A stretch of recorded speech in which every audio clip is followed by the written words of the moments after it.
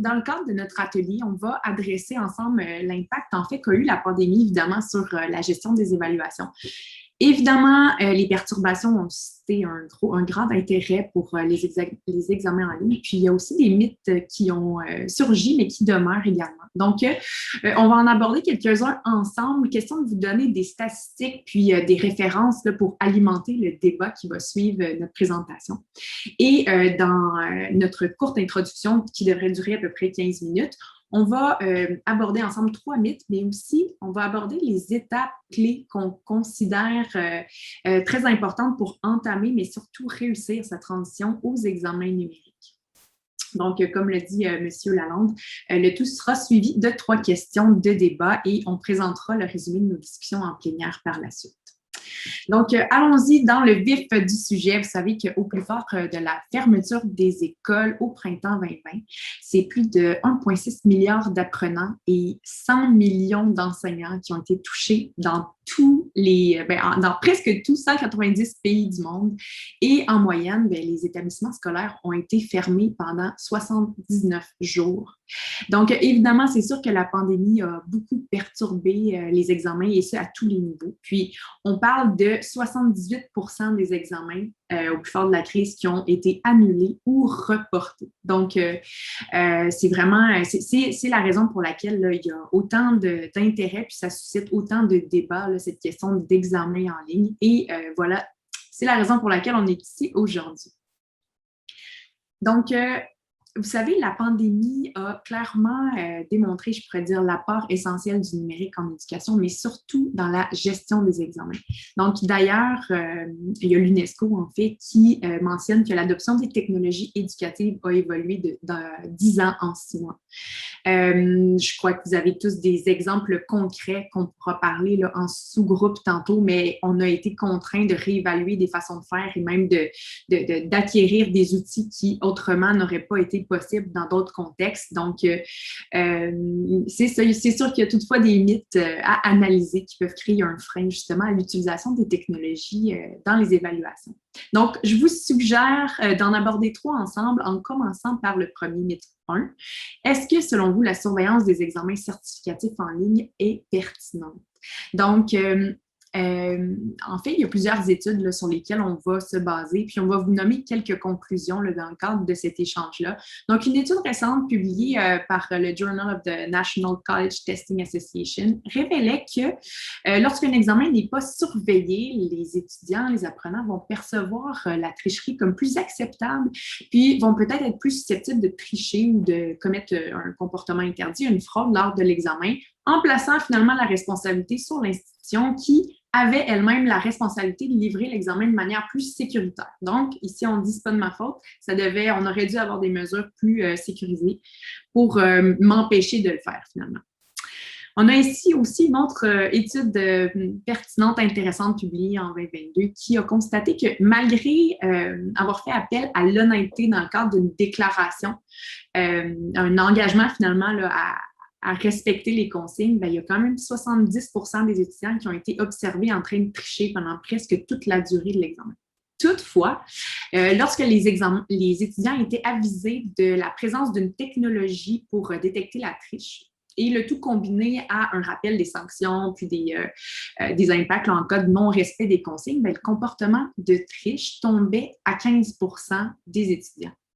Donc, food for thought, on garde ça en tête pour pouvoir en parler un peu plus tard. Je propose maintenant de parler du risque de plagiat dans les examens à distance. On mentionne là, dans la littérature, dans certaines études, que la tricherie peut être perçue comme étant plus facile dans la formation à distance que dans d'autres modes de formation parce que justement, il y a moins d'interaction entre les apprenants et les enseignants et qu'un sentiment d'isolement pourrait être généré. Toutefois, selon d'autres études, il n'y aurait pas plus de plagiat et de tricherie dans les cours en FAD que dans ceux en présence. Donc, c'est d'ailleurs un thème là, on va vraiment souhaiter aborder avec vous là, dans les salles parce que chacun a des expériences qui sont très différentes à ce niveau-là. Donc, mythe 2, la surveillance durant les examens en ligne respecte-t-elle ou non le droit à la vie privée des étudiants? Donc ici, on pourrait dire que la réponse, c'est que ça dépend parce qu'évidemment, il y a différents outils qui peuvent être utilisés pour surveiller des examens en ligne. On parle d'abord d'une surveillance qui est passive ou une surveillance active. Et là, je ne parle pas du type de question. Là. Je parle vraiment dans un examen similaire, toutes choses étant égales par ailleurs, des questions à choix multiples, par exemple. On ne parle pas de mode aléatoire, quoi que ce soit. Là. On parle vraiment juste d'une surveillance passive ou active avec webcam ou avec un proctor. Donc, surveillance passive, c'est l'écran ou la webcam qui consiste à détecter des comportements sans bloquer quoi que ce soit. Donc, on n'est pas dans un environnement restreint. Alors que quand on arrive à une surveillance active avec un lockdown browser, par exemple, ou par un humain qui va se connecter et prendre contrôle finalement du logiciel, bien, c'est ici qu'on va, c'est ça qu'on va appeler une surveillance active. Donc, maintenant, pour comprendre les droits et les obligations, on peut se référer à la Commission nationale de l'information et des libertés, donc la CNIL. Selon la CNIL, dès qu'un établissement a recours à une solution de surveillance d'examen en ligne, il va devoir respecter 2 éléments. Donc, premièrement, les droits des étudiants concernés et deuxièmement, les principes de protection des données. Qu'est-ce qu'on entend par droit des étudiants concernés? Bien évidemment, le droit d'être informé de manière claire et transparente des finalités et modalités de traitement. Puis 2, le droit de ne pas faire l'objet d'une décision automatisée par des algorithmes de détection de la fraude, finalement. Donc, un humain va devoir devoir intervenir dans le cycle d'analyse des anomalies et ne pas poser un diagnostic sur le risque de triche uniquement basé sur une intelligence artificielle. Donc, ça, c'est vraiment nos 2 droits qui incombent là, aux étudiants. Alors que au niveau du principe de protection des données à respecter, on va parler de 4 principes. Donc, le premier principe, c'est celui de la finalité.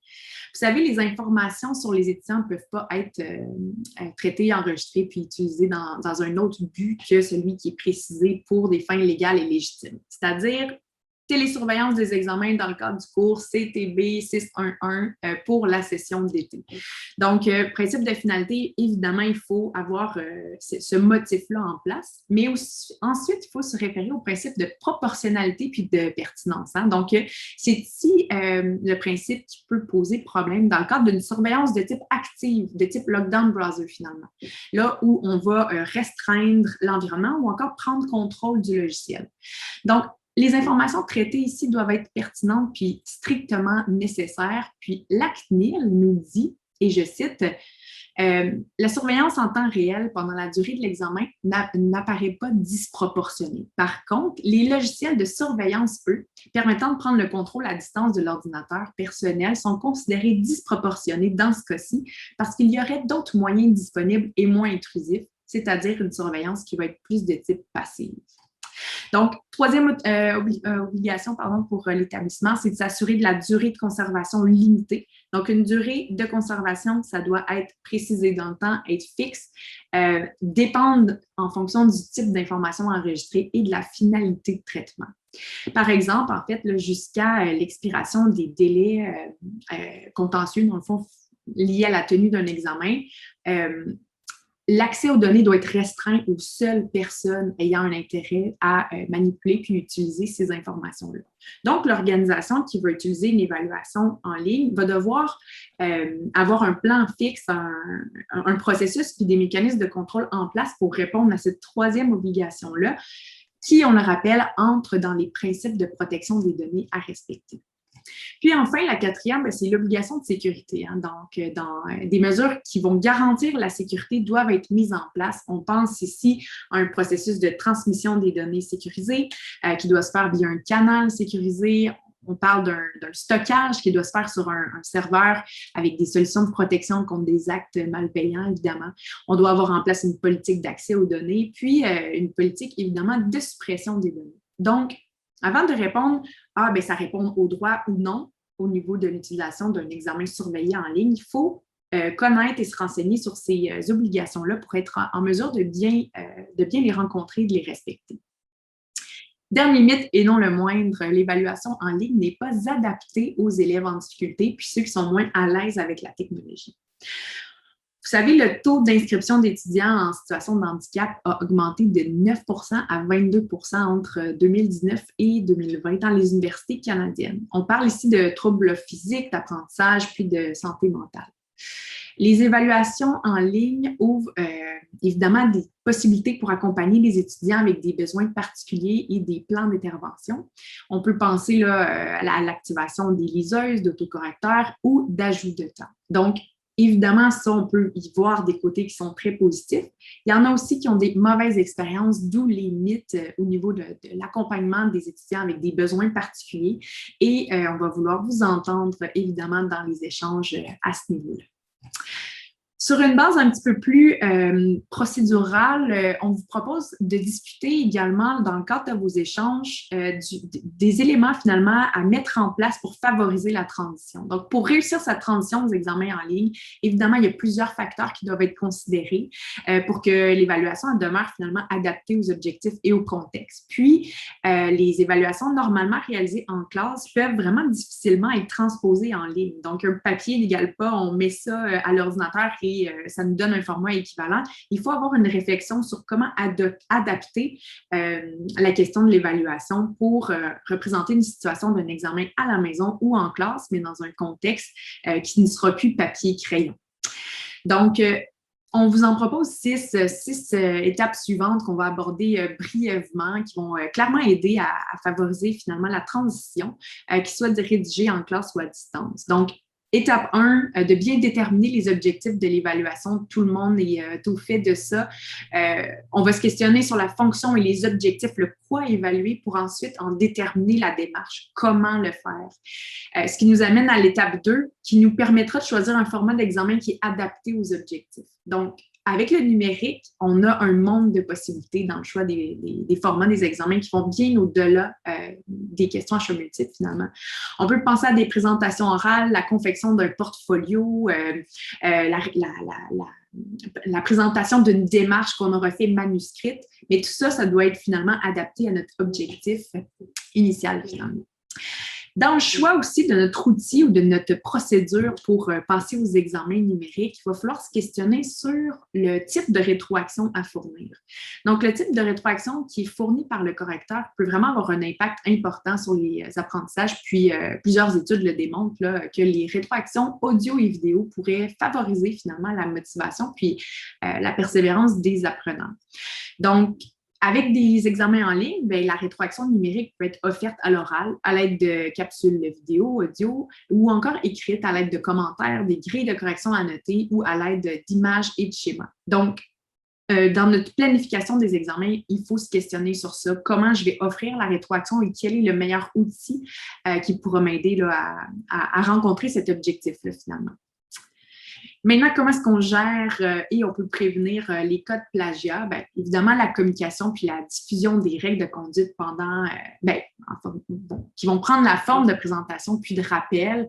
Vous savez, des capsules explicatives, des engagements écrits. Ce sont toutes des mesures qui vont permettre de lutter contre le plagiat, mais c'est souvent une combinaison de beaucoup de pratiques qui vont mener à tendre vers un environnement qui va être plus sécurisé. Donc, combiné à ces pratiques, on va voir différents outils qui peuvent être activés pour exercer un contrôle en contexte d'examen, outils de surveillance, ordonnancement aléatoire, calcul de scores de similarité, puis temps de rédaction limité pour empêcher ou diminuer les échanges qu'il pourrait y avoir ou la consultation de notes cachées à quelque part sur le bureau. Donc, il faut se questionner là-dessus, mais surtout aussi savoir comment est-ce qu'on va gérer les cas qui vont survenir pour qu'on puisse avoir un mécanisme clair au niveau de la gestion de ces cas-là.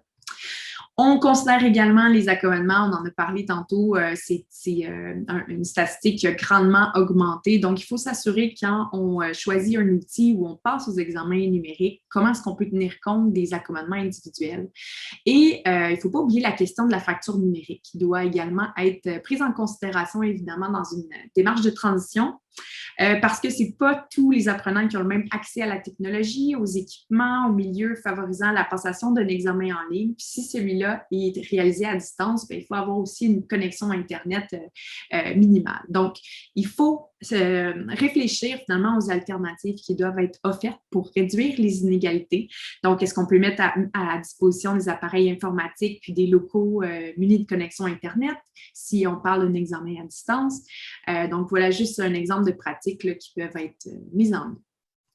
Puis finalement, ben, on veut toujours choisir le bon outil, un outil qui va nous permettre là, une simplicité d'utilisation, l'accès à des ressources, des facs, du soutien technique, évidemment, puis la solution, elle doit être simple à utiliser. Donc, tous n'ont pas le même niveau de maîtrise des technologies d'apprentissage et l'apprentissage d'un nouvel outil, le temps d'être autonome, ça ne doit pas être sous-estimé. Donc, on doit évidemment évaluer l'accès à un soutien technique en français dans les plages horaires qui sont accessibles, des tutoriels également qui vont permettre l'adhésion finalement à l'utilisation d'un outil ou d'un processus. Donc, évidemment, l'outil numérique là, devrait aussi avoir des contrôles en vigueur pour assurer la protection de la vie privée des utilisateurs en respect des lois en vigueur. Donc, finalement, là, les avantages d'utiliser les technologies numériques dans les évaluations sont nombreux. Évidemment, il faut bien adresser la chose, puis s'assurer de respecter tous les engagements, les obligations qui nous incombent. Mais on a là une belle occasion d'amélioration. Puis, je cite là, la spécialiste programme à la section de la politique éducative de l'UNESCO. Utilisation d'évaluation en ligne en remplacement des examens traditionnels en salle de classe, là, plusieurs avantages. Donc, flexibilité du lieu de passage du test, affichage plus rapide finalement des résultats, respect de l'environnement et économie notable en temps et en argent. Donc, ce qui fait le tour de notre petite présentation express, on vous a donné beaucoup de concepts, de statistiques et d'éléments à réfléchir.